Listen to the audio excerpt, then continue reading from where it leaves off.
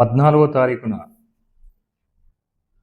Sanjamala police స్టేషన్లో ముక్కెర సారమ్మ అని చెప్పేసి సి బెల్గల్ మండలానికి చెందినటువంటి ఈమె ఒక ఫిర్యాదు ఇవ్వడం జరిగింది.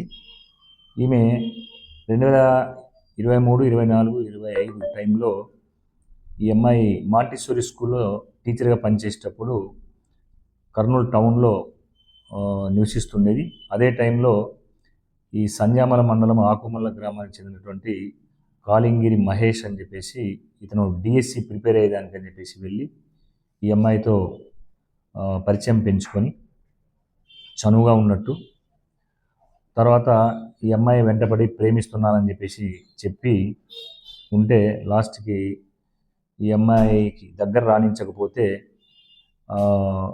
అక్టోబర్ 29వ తారీఖున లాస్ట్ ఇయర్ 2025 ఒక టెంపుల్లో వెళ్ళి ఒక పసుపు తాడు కట్టి ఈ అమ్మాయిని ఇతను పనిచేస్తున్నటువంటి సిద్ధాపురం, ఆలహరి మండలం సిద్ధాపురం దగ్గర గూళ్యం అని ఉంటుంది, అక్కడ వెళ్ళి ఒక ఇల్లు తీసుకొని నివసించి కాపురం చేసినాడు.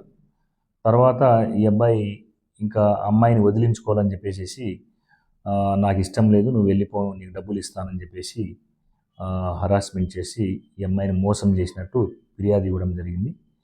ఈ ఫిర్యాదు మేరకు కేసు నమోదు చేసి దీంట్లో సంజామల ఎస్ఐ రమణయ్య ఇన్వెస్టిగేషన్ చేసినాడు. ఈ ఇన్వెస్టిగేషన్లో ఈమె చెప్తున్నటువంటి ఏవైతే ఆరోపణలు ఉన్నాయో అవన్నీ కూడా విచారించడం జరిగింది. అదేవిధంగా ఈ అమ్మాయి 14వ తారీఖున మళ్ళీ ఇంటి దగ్గర వెళ్ళి ఇంట్లో రాణించుకోవాలని చెప్పేసి వాళ్ళ తల్లిదండ్రులకి వాళ్ళకి చెప్తే ఈ అమ్మాయిని కొట్టడం కూడా జరిగింది. దానిపైన కేసు నమోదు చేసినాము. అదేవిధంగా ఈ ఎస్ఐ గారు అంతా విచారిస్తే ఇవన్నీ వాస్తవాలని చెప్పేసి తేలడం జరిగింది.